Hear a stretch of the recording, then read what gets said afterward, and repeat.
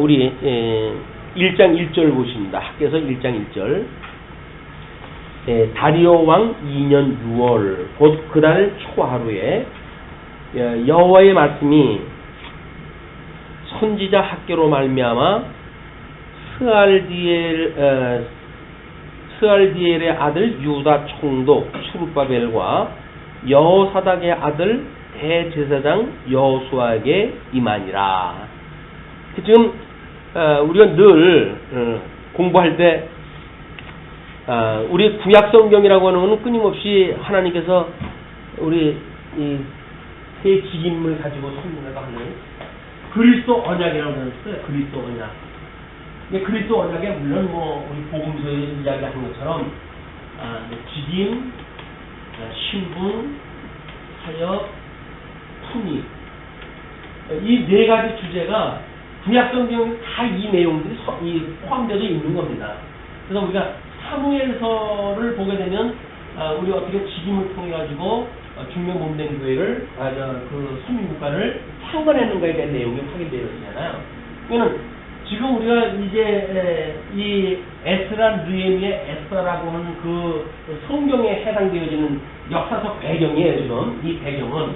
근데 서신서를 이제 선지자를 통해 가지고 이 역사적 배경에서 등장한 선지자들의 이야기를 지금 이제 듣는 겁니다. 그렇기 때문에 학자라고 하는 사람도 회복지에 있었던 그 사람 아니에요. 회복지에 그 학자라고 하는 선지자가 등장했는데 이때에 이 직임을 가지고 있는 사람이 총독이라고 하는 그런 그 직임과 대제사장이라고 하는 이 두 가지 직임을 가지고 있는 사람이 있는 거예요. 이 사람들은 1차 귀국 때 이제 온 사람들이죠. 1차 귀국 때 왔는데 이 총독의 그 이름이 수룹바벨이고 그 다음에 대제사장의 이름이 여호수아예요. 그럼 이 3직 중에 뭐가 빠진 거냐면 선지자가 빠져요. 선지직이 빠졌잖아요. 이 선지직이 빠져져 있다는 이야기는 이들이 돌아와가지고 하나님의 감동으로 해서 귀국이 되어졌지만 약 18년의 시간이 흘러가는데도 불구하고 하나님의 뜻을 이들이 전달받지 못한 거지요. 이랬을 때 하나님께서 정하신 때가 됐을 때 선지자를 보내가지고 이들을 깨우는 겁니다. 이들을 깨우게 되어지는 거예요. 그래서 이 선지직임을 가지고 있는 학교로 인해 가지고 총독으로 있었던 수룹바벨이나 대제사장으로 있던 여호수아조차도 이때 이 적응하는데 그냥 멈춰져 있던 이런 그 사람들인데 하나님께서 선지자에 의해서 감동을 줘가지고 이들로 이제 그 대역사를 시작을 하게 하는 사건이 소개되어진다는 겁니다. 자, 이제 여호수아에게 임하니라 가라사대 만군의 여호와가 말하여 이르노라 이 백성이 말하기를 여호와의 전을 건축할 시기가 이르지 아니하였다 하느니라. 충분히 그럴 수 있죠. 하나님의 뜻이 뭔가 등장되지도 않았고 하나님이 그렇다고 해서 총독 스룹바벨이나 대제사장 이 여호수아한테 뭔가 감동을 줘가지고 성전을 지어야지 이런 마음을 주신 것도 아니니까 안주되어져 있는 상태니까 시기가 이르지 아니하였다 하느니라. 여호와의 말씀이 선지자 학개에게 임하여 가라사대 이 전이 황무하였거늘 너희가 이때에 완벽한 집에 거하는 것이 가하냐? 이런 제목을 가지고 성전 건축에 대한 설교를 하게 되면 아주 연보를 갖다 열심히 하실 그런 그 주제들이에요. 그러니까 이 전이 황무하였거늘 너희가 이때에 완벽한 집에 거하는 것이 가하냐? 그러면 우리는 이 창건되어졌을 때 다윗이 성전을 그런 그 모습을 보고 이 성전을 갖다 자기는 그 아름다운 왕궁에 거하는데 하나님의 전은 비바람에 이 노후돼 가지고 아주 볼품없이 되어진 거 아니겠어요? 이거를 잘 세워야 되지 않겠느냐라고 마음을 먹었던 것이 다윗의 마음이었단 말이에요. 근데 그 마음을 가지고 있던 다윗도 하나님께서 허락하시지 않으니까 못 지어요. 그래서 그 아들에게 그걸 물려줘가지고 아들이 지게 한단 말이에요. 그래서 이 나라와 의라고 하는 이 두 가지 주제는 통일 왕국에서 나타났던 이런 그 상황이기도 하고 1차 포로로부터 3차 포로를 이루는 사건도 마찬가지입니다. 나라를 잃고 주권을 잃었다라고 하는 이런 어떤 나라에 대한 상실과 그 다음에 성전이 무너졌다고 하는 의에 대한 부분에 대한 하나님의 의에 대한 상실에 대한 부분 이 두 가지 축이 늘 성경은 함께 가고 있어요. 이는 양대 언약이라고 하는 성경 처음부터 끝까지 다 양대 언약의 그 줄기로 되어져 있는 거예요. 이는 주권 상실이라고 하는 그것도 이미 나라를 잃어버렸던 그런 사건이기 때문에 하나님의 나라에 대한 상실 아니겠어요? 그 다음에 성전을 이들이 완전히 불타가지고 없어졌다고 하는 그 이야기도 하나님의 이름을 주신 곳인데 하나님의 의를 상실하게 되어진 상태 이렇게 해서 에덴 동산에서 내쫓겼던 그런 그 상황과 똑같은 그런 그 모형적인 사건이기도 하죠. 자, 그런데 이들이 이제 돌아와가지고 이 다윗의 심정을 봤을 때 다윗은 자기가 왕궁에 거하면서 성전이 그렇게 노후되어진 걸 보고 가슴 아파하지 않았느냐? 뭐 이런 거 이 사람들이 잘 알 거예요 지금 이스라엘 사람들이 특별히 뭐 이 지도자 스룹바벨이나 여호수아라고 한다면 성경에 능통한 사람들은 아니겠어요? 그런데 이 선지자가 그 얘기를 딱 했을 때 이 다윗의 심정은 왜 그걸 생각하지 않았겠습니까? 아마 머리에 큰 한마로 한 대 의도 맞았던 것처럼 맞았을 것 같아요. 완벽한 집에 거하는 것이 가냐? 그러므로 이제나 만군의 여호와가 말하노니 너희는 자기의 소위를 살펴볼지니라. 자기의 소위, 자기가 지금 무슨 일을 하고 어떻게 살아가고 있고라고 하는 깨어있는 자기에 대한 정체성에 대한 문제, 나는 누구인가 라고 하는 정체성의 문제, 끊임없이 확인해야 되는 문제거든요. 이걸 놓치게 되면 그냥 우리가 이 환경에 처하게 되면 그 환경에 들어가가지고 그게 나라고 생각이 되어 있단 말이에요. 환경과 내가 혼연일체가 되어져가지고 그리고 아무런 불편함이 없어요. 왜? 정체성을 여기서 깨닫는 순간 우리는 불편해지거든요. 내가 이렇게 살라고 우리 주님께서 이런 환경을 주신 건 아닐 텐데 라고 하는 게 깨달을 테니까 아주 이게 심령적으로 괴로운 일들이거든요. 할 수만 있으면 우리는 이거 하나님께 주신 복이야. 여기 안주하고 싶어 한단 말이에요. 근데 선지자에 의해서 하나님의 말씀에 의해서 왜 정체성이 확인되어졌을 때 너는 누구냐? 라고 하는 질문이 왔을 때 비로소 우리는 이 환경에 적응하고 있는 우리들이 눈을 깨게 되어진다. 우리는 이 적응이라고 하는 것이 어떻게 보게 되면 사회성이 좋고 그렇기 때문에 아주 좋은 것 같이럼 여겨지지만 이거는 또 한쪽으로 보게 되면 이 하나님의 뜻을 깨닫는데 아주 나쁜 그런 그 영향을 주는 그 사건이기도 합니다. 근데 그 소위를 잘 살펴볼지니라 너희가 많이 뿔릴지라도 이제 그 환경에 대한 그 상황을 지금 알려줍니다. 너희가 많이 뿌릴지라도 수입이 적으며 또 먹을지라도 배부르지 못하며 마실지라도 흡족하지 못하며 입어도 따뜻하지 못하며 일꾼이 삭슬 받아도 그것을 구멍 뚫어진 전대에 넣음이 되느니라. 여기서 입력되어지는 거고 출력되어지는 거고 지금 다르다는 이야기 아닙니까? 그러면 우리가 구약 성경은 이제 우리 육적인 그런 그 방식으로 설명을 했고 신약 성경에 오게 되면 이걸 실행하는 방법으로 이제 소개가 되어졌단 말이에요. 그런데 사실은 구약 성경에서도 이런 그 문제를 이야기했을 때 너희들이 배고픔은 먹을 것이 없어서 배고픔도 아니요. 그리고 하나님의 말씀이 없어서 가람이라 이렇게 이야기를 한단 말이에요. 기근이라고 하는 그런 문제가 육적으로 보여주는 환경에 대한 문제는 끊임없이 그냥 육적인 걸로 설명이 되어지지만 구약 성경에서도 하나님께서 하나님의 뜻을 설명을 할 적에는 이것이 아니라 본질적으로 신령한 너희의 영적 문제에 지금 아픔이 있다고 하는 걸 강조를 한단 말이에요. 그러니까는 우리가 그냥 주어지는 환경 속에서 아이고 이 좋은 세상을 만났는데 라고 해서 배추 들리고 산다고 한다면 적응하면서 사는 거예요. 그런데 하나님의 그 말씀에 의해 가지고 우리가 지금 뭔가 그러면 우리가 여기서 신앙생활을 잘하고 있다. 적응을 갖다 해가지고 신앙생활을 잘하고 있다 라고 한다면 범사에 감사해야 될 거 아니에요. 항상 기뻐해야 될 거 아니에요. 그리고 쉬지 않고 기도하는 뭐 엄청난 성령 감동을 받아 신앙생활이 되어질 거란 말이에요. 근데 기도도 뭐 우리 해요. 그리고 뭐 말씀도 해요. 때를 따라서는 뭐 감사하기도 하고 때를 따라서는 기뻐하기도 해요.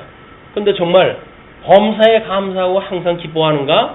라고 하는 문제가 있게 되어지게 되면 뭔가 이 뭐 하나님의 엄청난 말씀을 우리가 먹고 마시고 그 말씀이 온전케 하신다고 하는 그 말씀 안에 우리가 살아가고 그렇다고 한다면 범사에 감사해야 될 거 아니겠어요? 왜 안 그럴까요? 그것이 이미 육적인 문제로는 편할지도 몰라요. 근데 영적인 걸로 해가지고는 뭔가 이 출력 상태가 지금 온전치 못하잖아요.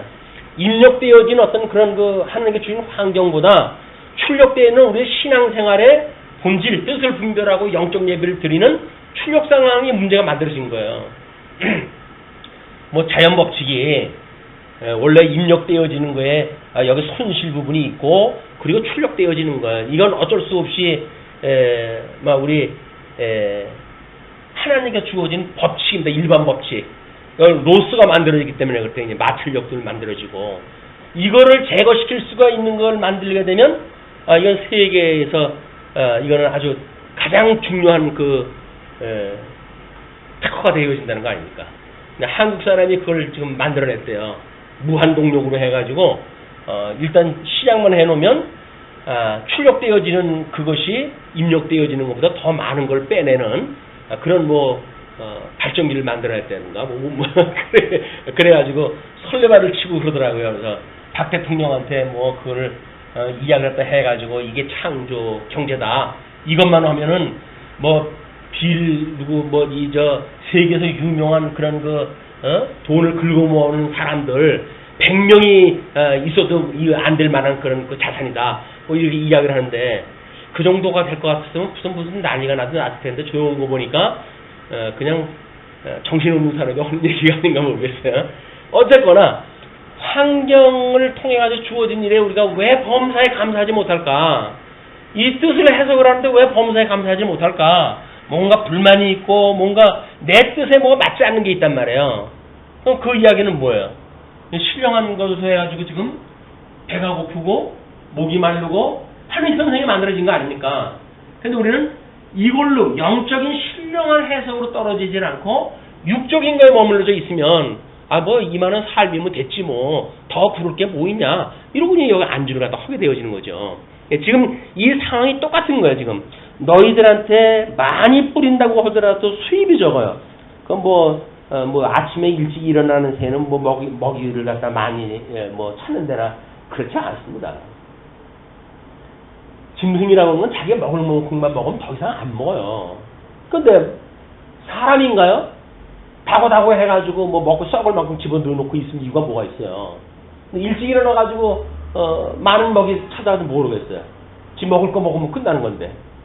사람들은 자기 생각을 가지고 참새를 갖다 보니까 참새가 일찍 일어나서 짹짹거리는 것이 이게 많은 열매를 얻을 수가 있다 이렇게 이야기를 하는데 사람도 부지런해야 된다는 거예요. 부지런해야 된다는 거예요. 그럴까요? 부지런한 것이 많이 심는다고 해가지고 많은 열매가 맺는 건가요? 하나님께서 그렇게 하시면 안 되잖아요. 많이 뿌릴지라도 수입이 좋고 먹을지라도 배부르지가 못하고 마실지라도 흡족하지가 못하고 입어도 따뜻하지 못하고 일꾼이 삭슬 받아도 그것을 구멍 뚫어진 전대에 넣음이 되느니라.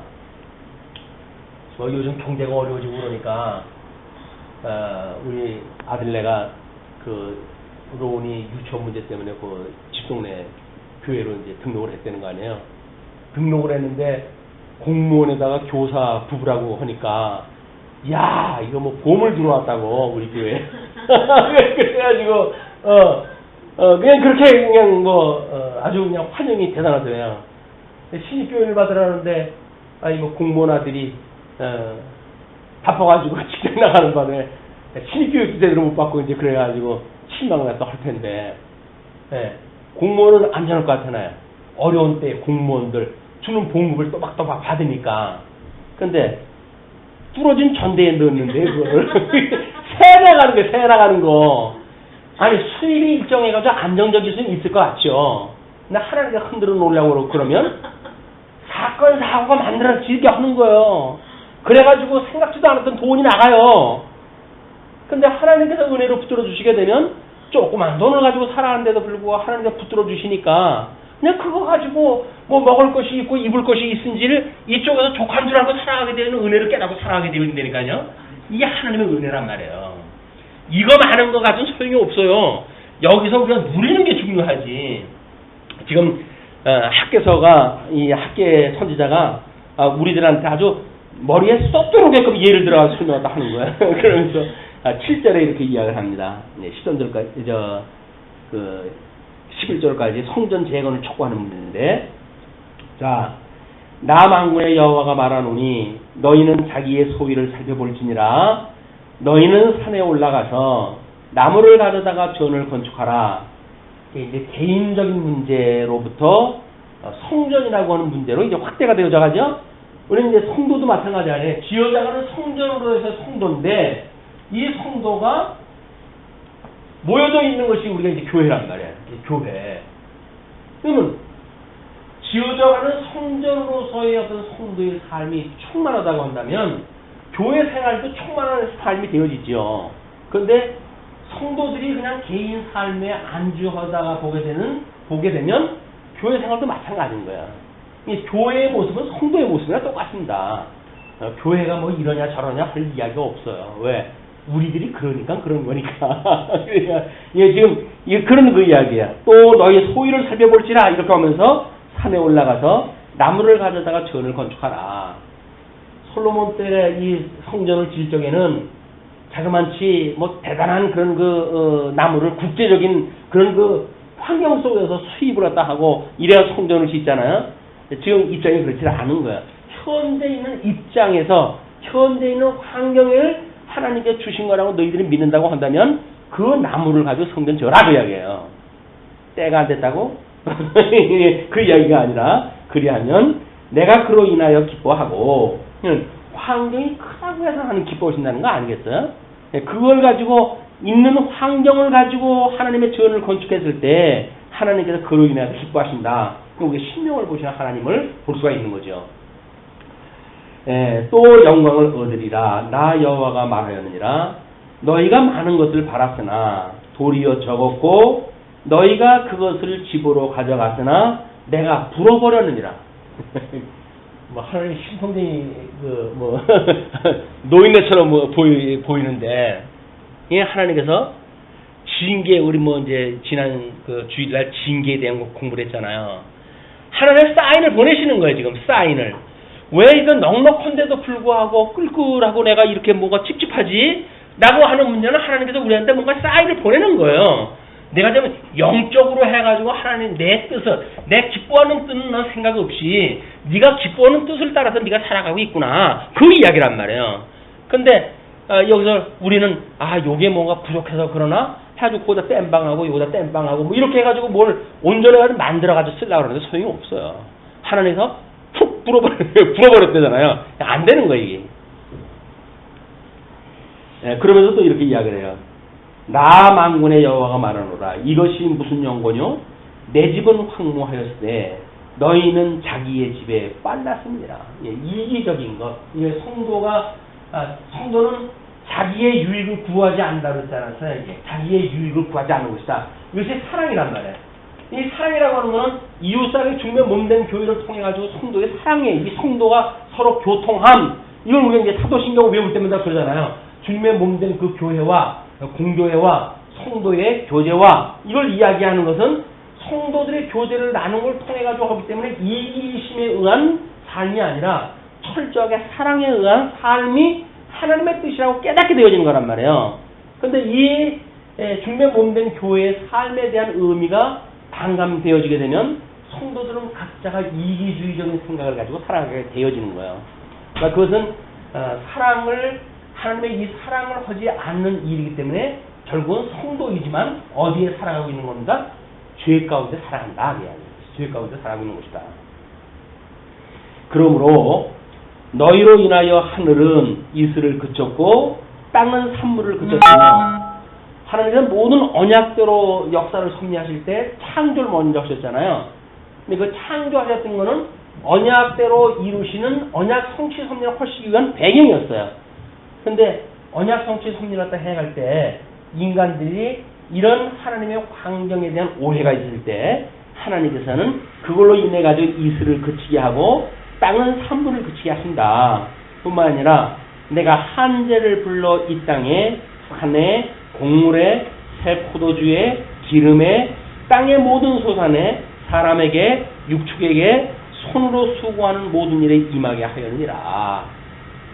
이게 여기서 인간들이 구축하고 있는 모든 사건들이에요. 대단한 걸 해가는 것 같지만 실상은 늘 뭐가 부족해가지고 끌끌끌끌 하면서 살아가는 이런 그 인생 군상들의 모습이다. 왜? 하나님께서 그 만족을 주시지 않기 때문에 그러는 거죠. 그러니까 성도들은 오직 하나님의 사랑을 먹고 사는 사람들이에요. 하나님의 사랑을 인해 가지고 은혜의 감동을 가지고 살아가는 사람들이기 때문에 은혜가 빠지는 순간 이 사람들은 자연인과 다를 거 없어요. 똑같아요. 우리는 하나님의 은혜가 깨달아질 때만이 비로소 내가 성도야, 나는 하나님의 사람이야, 이렇게 해가지고 주님의 몸된 교회의 성도로 해서 정체성을 가지고 살아가게 되어진다. 이걸 놓치게 되어지게 되면 소용이 없는 거예요. 그래서 교회 생활은 그래서 상당히 중요한 겁니다. 왜? 잊어버리고 사는 걸 여기서 깨우칠 수가 있는 거거든요. 개인적으로 만약에 우리 일주일에 하루 한 번 만난다, 그러면 일주일 동안 여태 동안은 여기서 그냥 개인적으로 사는 거예요. 그래도 눈에 보이고 사람들이 보이니까 저분은 어떻게 하나님께서 인도를 하셨나, 일주일 동안 어떻게 살았나 라고 하는 관심이 있지. 떨어져가지고 내 삶이 바쁜데 뭘 누구를 위해 가지고 염려를 갖다 하고 생각을 할 겨를이 어디 있어요. 부부도 떨어져 있으면 난 같은데 소용없는 거예요. 자, 이제 12절서부터 성전 재건 결단과 착수에 이르러요. 이게 이제 또 하나님의 역사입니다. 스알디엘의 아들 스룹바벨과 여호사닥의 아들 대제사장 여호수아와 남은 바 모든 백성이 그 하나님 여호와의 목소리와 선지자 학계의 말을 청종하였으니, 여호와의 목소리가 따로 있고 선지자의 학계의 말이 따로 있는 건 알겠죠? 하나님께서 감동을 주어가지고 학교로 하여금 그 이야기를 하기 때문에 그런 거죠. 그렇기 때문에 예수님이 이 땅에 오셨을 때도 마찬가지입니다.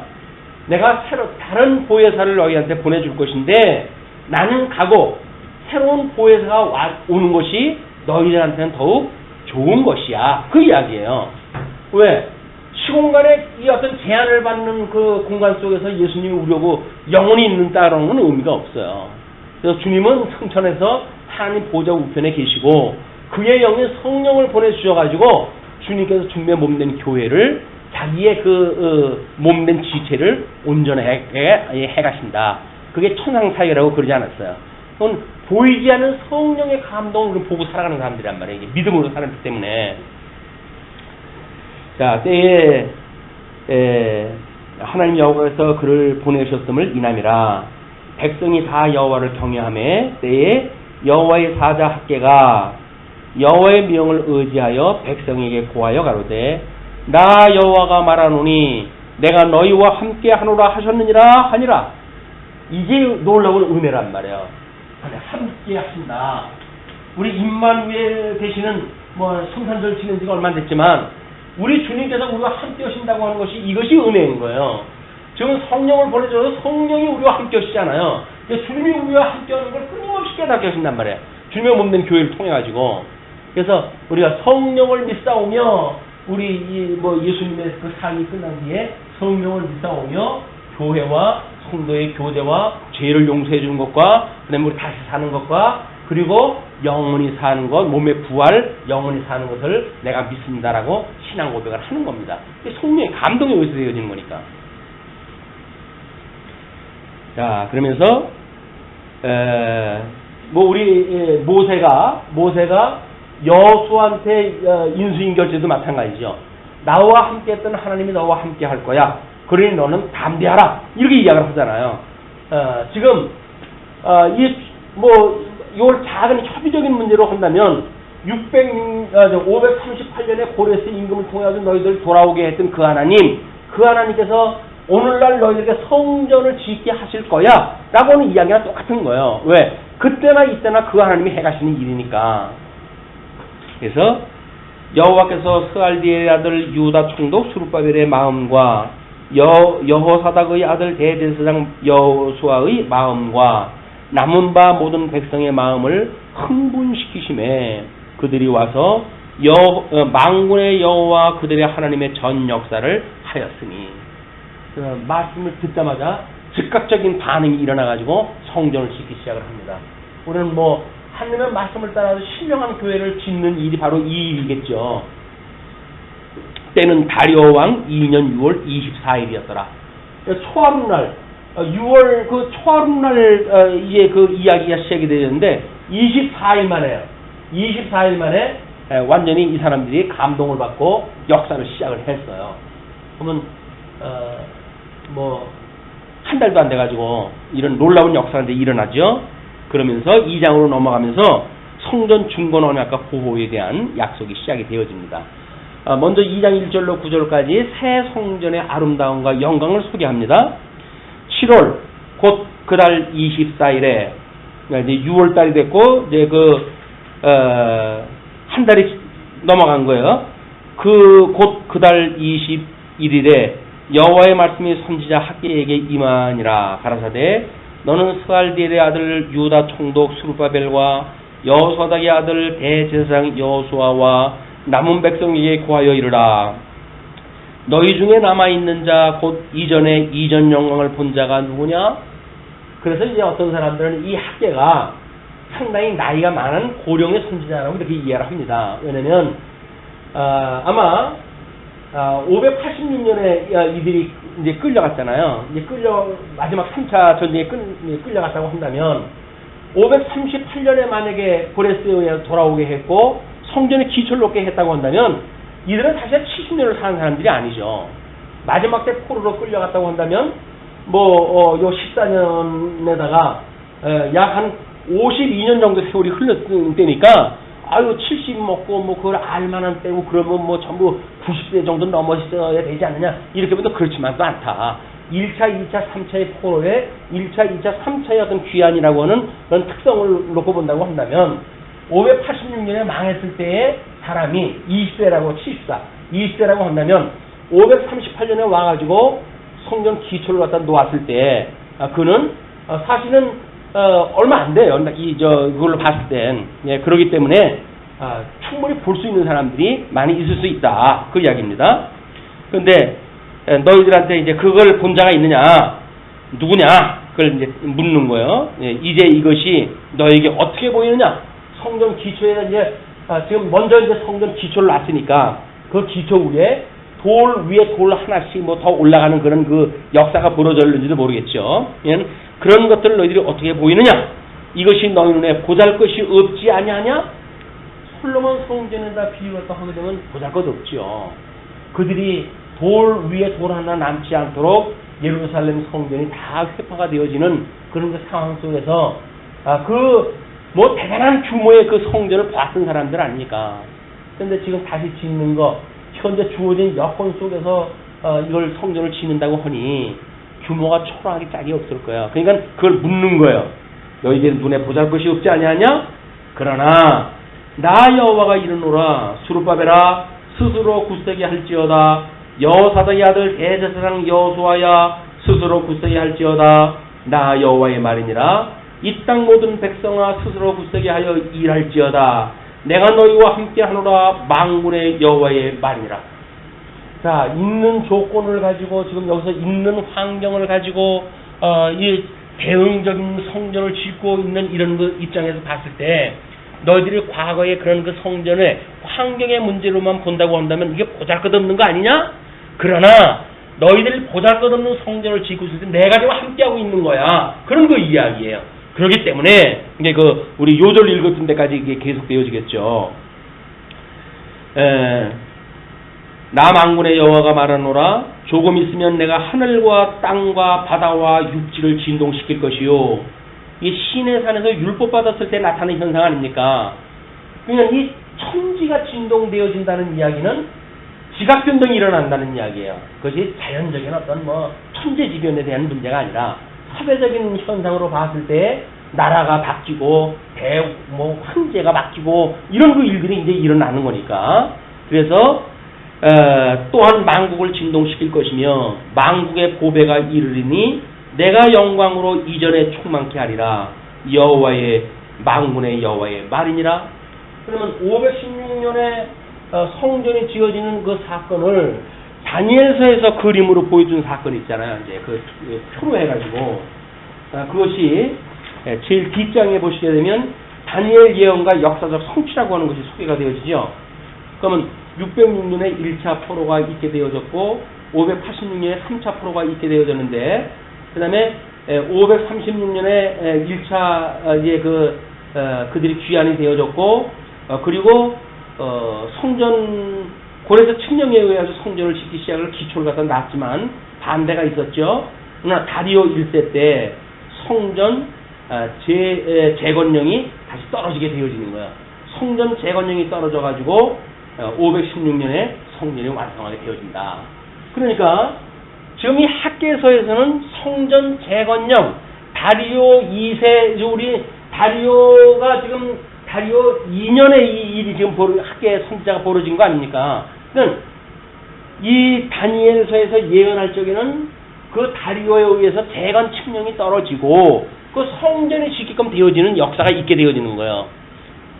학계서에서는 그 내용은 없으니까 이거 뭐 반대되어졌던 것이 열심을 부린다고 그냥 되어지나 이렇게 보여지지만 그렇지가 않다. 역사적으로 하나님께서 황제를 바꾸고 그래서 그걸 금지했던 그 왕을 폐위시키고 새로운 왕을 세워가지고 재건령을 다시 내리게 하고 그래서 끝내는 하나님의 성전을 짓게 하나님께 해가신다. 이게 천지가 개벽되어지는 현상이란 말이야. 자 이제 그러면서 8절에 이렇게 이야기를 하죠. 은도 내 것이요 금도 내 것이니라 만군의 여호와의 말이니라. 너희들한테 필요한 거 다 내 것이다 그 이야기죠. 그러면 뭐 재건령을 갖다가 내리는 왕이 성전에 짓는데 재건하는데 필요한 재물을 내려보내는 거 그 왕이 내려보내면 내려보내주는 거예요. 이게 누구 거입니까? 그게 하나님의 것이니까 이 환경이 자기 것이라고 오해하면서 적응한다는 이야기가 얼마나 미련한 건지 몰라요. 하나님의 거 가지고 지금 우리가 주신 거란 말이에요. 이걸 깨달아야 대응적인 거에 가능한데 이거는 내가 이렇게 해가지고 내가 여기 얻은 거고 내 거야 라고 안주하는 동안에 이거는 대응할 방법이 없습니다. 이게 다 하나님의 거야 라고 말했을 때 이 대응을 갖다 해갈 수가 있단 말이에요. 자 그러면서 이제 아주 우리 요절이죠. 9절 이전의 나중 영광이 이전 영광보다 크리라 만군의 여호와의 말이니라. 내가 이곳에 평강을 주리라 만군의 여호와의 말이니라. 비록 보잘것없는 성전 같지만 하나님께서 여기서 함께 계시고 뿐만 아니라 하나님의 평강을 주신다는 거예요.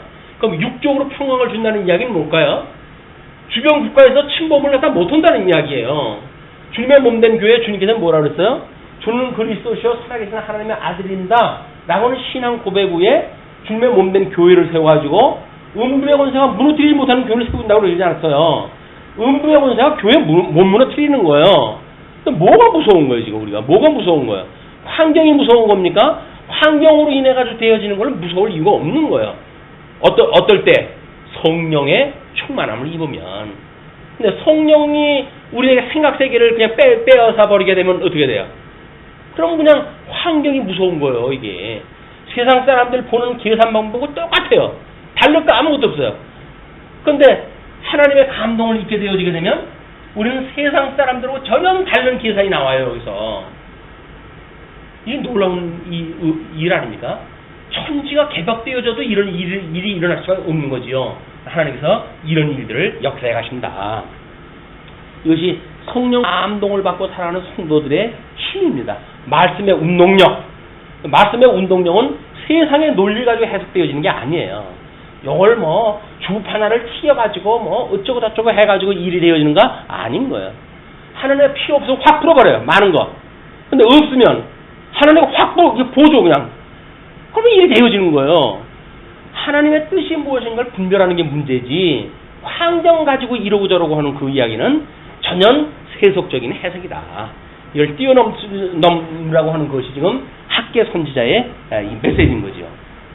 자, 그러면서 10절로부터 23절까지 성전 재건의 지연과 약속이 이제 소개가 되어져. 지연에 대한 그 문제라든지 뭐 이런 것들은 끊임없이 여기서 이제 또 다시 송사하는 사건이 벌어지고 그러잖아요.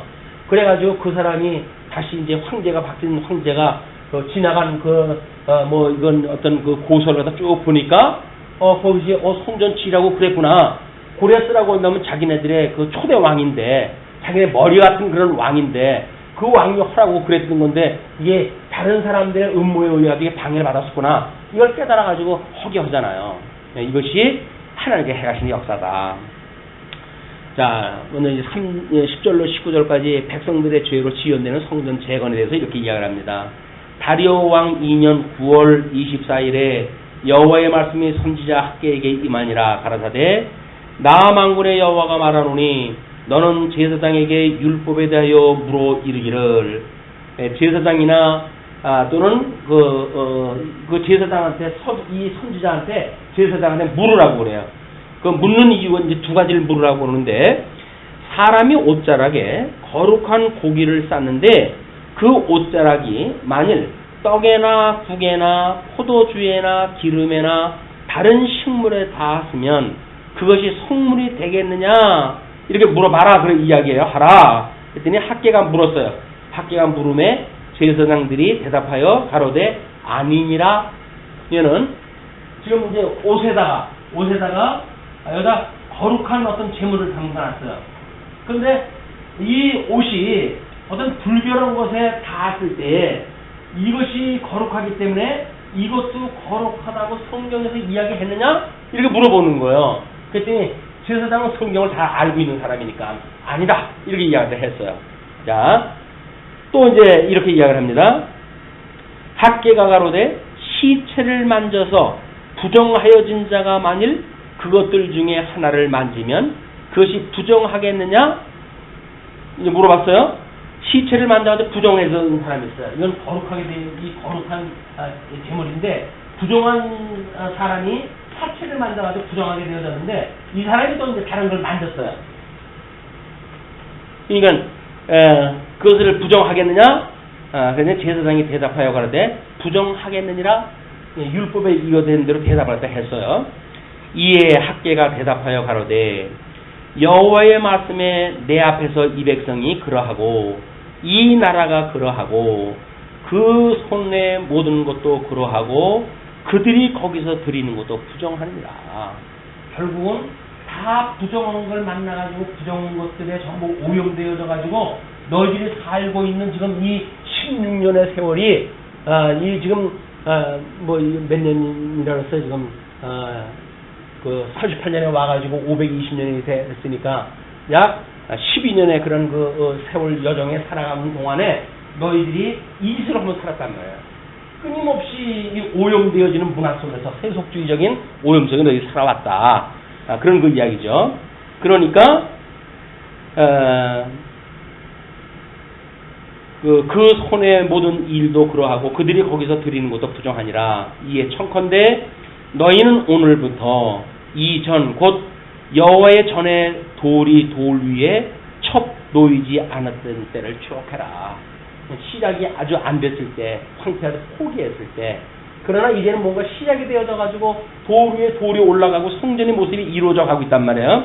막 이거는 우리 성전이 지어져 가는 완성되어지는 모습이기도 하고, 때로는 막 우리들한테는 실질적인 대응의 문제에 있어서는 끊임없이 지어져 가는 성전으로서의 진전적 우리들의 어떤 신학의 이해라든지 뭐 이런 발전을 갖다 이해할 수가 있겠죠. 그러나 계시는 완성이 되어졌지만 계시를 이해하는 우리들의 어떤 하나님을 깨달아가는 정도는 끊임없이 발전해 갈 수밖에 없는 겁니다.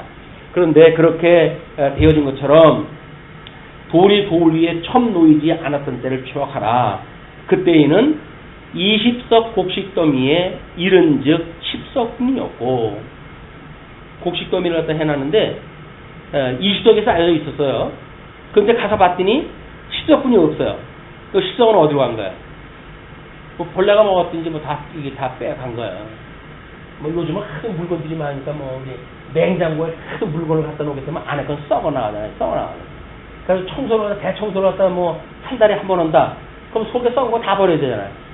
철판 없어지는 거예요, 그게. 아, 있는 거 가지고, 아이고, 이 환경에 하나님이 주신 거야 해가지고, 나눠 먹고 없는 사람 주고 그랬으면은 버릴 이유 없잖아요. 그럼 10개만 기억으로 하고 있다가 10개 있으니까 10개 그냥 가진 거 아니겠어요? 근데 20개를 넣어놨는데, 나중에 한 달 뒤에 보니까 10개는 썩었어. 마찬가지인 거예요, 이게. 지금도 마찬가지다. 주어지는 환경이 하나님 거라고 믿어지고, 하나님께 주신 거라고 믿어지게 되어지게 되면, 이기적인 삶을 살아가는 것이 아닙니다. 절대 이 성도들의 사랑의 관계가 유지되어진 것이다. 주판을 잘 놓는다고 해가지고 신앙생활 잘하는 거 아니에요.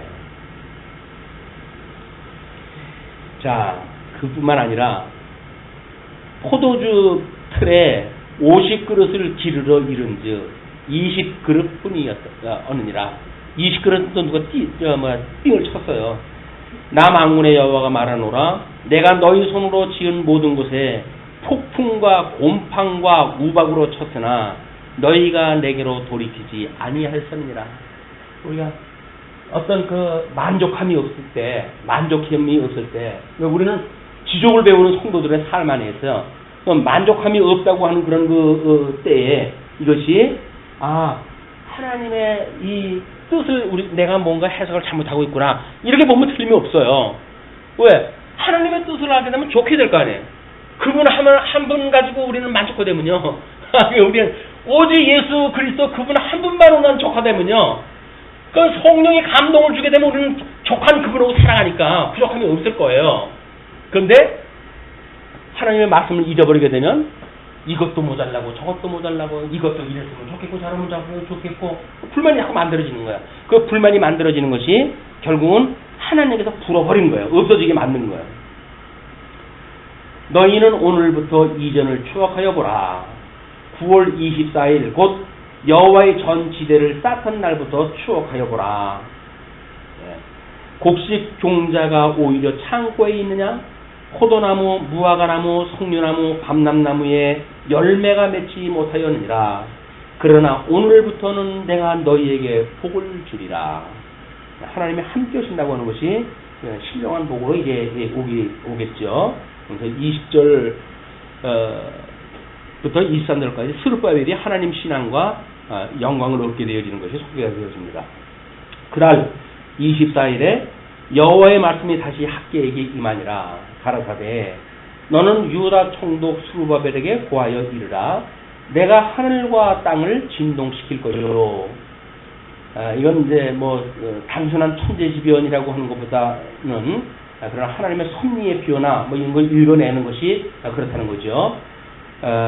열국의 보좌를 엎을 것이요. 이거는 다니엘서 이야기했던 것처럼 바벨론, 메데, 바사, 헬라, 디아도코이 끊임없이 지금 그 보좌를 뒤집어엎는 사건들이 우리 확인이 됐어요. 뿐만 아니라 이 바사 제국만 해도 우리 그 도쿄에 그걸 소개했다 해드렸는데 아마 뒷면에 에스라 시대의 바사 제국 그 열왕인 표시가 되어져 있잖아요. 요게 고레스, 킴바테스, 스메르디스, 다리우스 1세, 아하수에로, 아닥사스다 1세, 다리우스 2세. 이것이 지금 이렇게 많은 보좌가 바뀌어가면서 성전이 방해도 받았다가 다시 짓게도 되어졌다가 때로는 사람들이 1차, 2차, 3차 귀환도 되어졌다가 하는 엄청난 변화가 있게 되어진 거죠. 그렇게 되어졌다. 그래서 열국의 그 보좌를 엎을 것이요 열방의 세력을 멸할 것이요 그 병거들과 그 탄자를 엎드러뜨리니 말과 그 탄자가 각각 그 동무의 칼에 엎드러지리라. 그래서 적군들이 말 타고 있는 자가 어떤 모습인지를 잘 이걸 이해할 일이 있어요. 이제 말탄자의 모습들 이런 것들에 대해서 말 탔기 때문에 무조건 오고 백말 탄 거는 예수님이다. 그래서 요한계시록에 백말 탄 사람이 나왔을 적에 그걸 예수님으로 설명한다고 하게 되면 이제 오해가 만들어지는 거예요. 이기고 또 이기려고 그랬더라. 예수님이니까 이기려고 그랬다 뭐 이렇게 이야기를 하는데 예수님은 한 번 이기면 됐지 뭘 이기고 또 이기려고 그러겠어요. 응? 적그리스도가 끊임없이 미혹하는 그런 그 상황을 소개를 한 것이다. 이런 것들의 말탄자의 모습을 이제 우리가 오해하게 되어지는데 여기서 그 말탄자들을 우리 하나님과 어떻게 하시는지를 설명하다 하는 거죠. 하나님께서 말과 그 탄자가 각각 그 동무의 칼에 엎드러지리라. 23절 나 만군의 여호와가 말하노라 스알디엘의 아들 내 종 스룹바벨아 나 여호와가 말하노라 그날에 내가 너를 취하고 너로 인을 삼으리니 이는 내가 너를 택하였음이니라. 만군의 여호와의 말이니라. 이렇게 해가지고 스룹바벨은 다윗을 통해 가지고 출생이 되어져 가지고 다윗의 그 계통을 따라 가지고 스룹바벨이라고 하는 그런 걸로 해가지고 나중에 우리 예수 그리스도가 출생되어지는 족보의 반열에 오르게 되어집니다. 그래서 지금 그 마태복음에 연결되어지는 그런 그 스룹바벨이 이 스룹바벨에 하나님께서 언약대로 유다 지파에서 왕의 홀이 떨어지지 않도록 하는데 지금은 물론 바사 제국이라고 하는데 그 총독 아래 있죠. 대왕 아래 있죠. 그렇기 때문에 총독이라고 하는 이름으로 좀 와가지고 이 일을 감당한다. 그래서 왕직을 감당하지만 온전한 왕직이 아니라 부분적인 왕직을 가지고 이제 일을 갖다 하는데 장차 만왕의 왕으로 오셨던 예수 그리스도를 예표로 보여주는 대제사장인 걸 우리가 알 수가 있습니다.